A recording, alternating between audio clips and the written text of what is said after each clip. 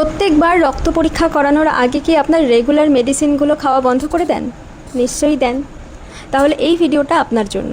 এই রুটিন চেকআপের মধ্যে থাকা সত্ত্বেও দেখবেন ডাক্তারবাবুরা আপনাকে প্রত্যেক 4 মাস অন্তর বা 3 মাস অন্তর আপনার যেই ক্রনিক ডিজিজে আপনি ভুগছেন তার একটা রিগার্ডিং টেস্ট দিয়ে থাকেন। যেমন সুগারের প্রেশার হলে সুগার পরীক্ষা, কোলেস্টেরলের পেশেন্ট যদি হন তাহলে লিপিড প্রোফাইল ইত্যাদি ইত্যাদি।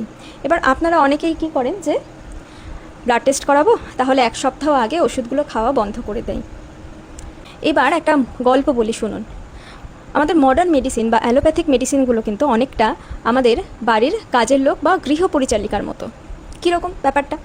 মানে ধরুন একটা সময় আপনি ঘর গৃহস্থালির সব কাজ একাই করতেন, ঘরের কাজ, বাইরের কাজ, রান্না বান্না, বাসন মাজা, কাপড় কাচা, ঘর মোছা, সব।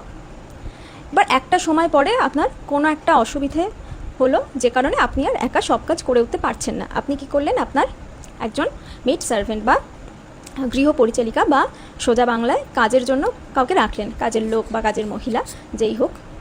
এবার হঠাৎ করে আপনার একদিন মনে হলো যে কাল থেকে আর আসতে হবে না, আমি সব কাজ নিজেই করে নিতে পারবো। দেখবেন পারছেন না, অসুবিধা হচ্ছে।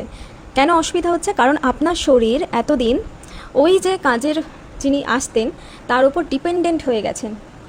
আপনি চাইলেও আর আগের মতো একা সব কাজ করতে পারবেন না, সমস্যা হবেই। এবার তাহলে ব্লাড টেস্ট কেন করতে দেওয়া হয়? ওষুধ ছাড়া আপনার শরীর কেমন আছে সেটা জানবার জন্য কিন্তু নয়।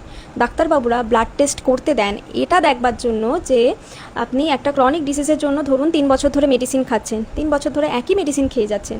সেই ওষুধের যা ডোজ আছে তাতে কি আপনার কন্ট্রোল থাকছে, নাকি ওষুধের ডোজ আরেকটু বাড়াতে হবে? আপনি আন্ডার রেগুলার মেডিকেশন আপনার শরীর কী কন্ডিশনে আছে সেটা দেখবার জন্যই কিন্তু ব্লাড টেস্ট দেওয়া হয়।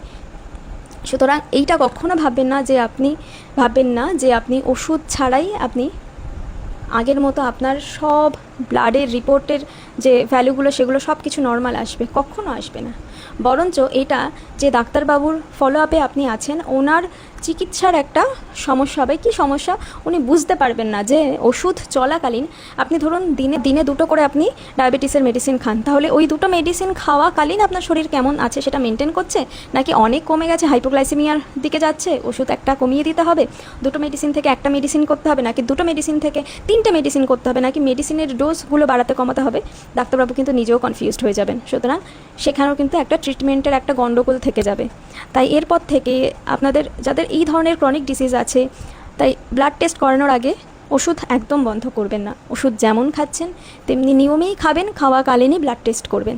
এটা আমি আমার নিজের পেশেন্টদেরও অনেকবার বলি, আজকে সবার জন্য বললাম।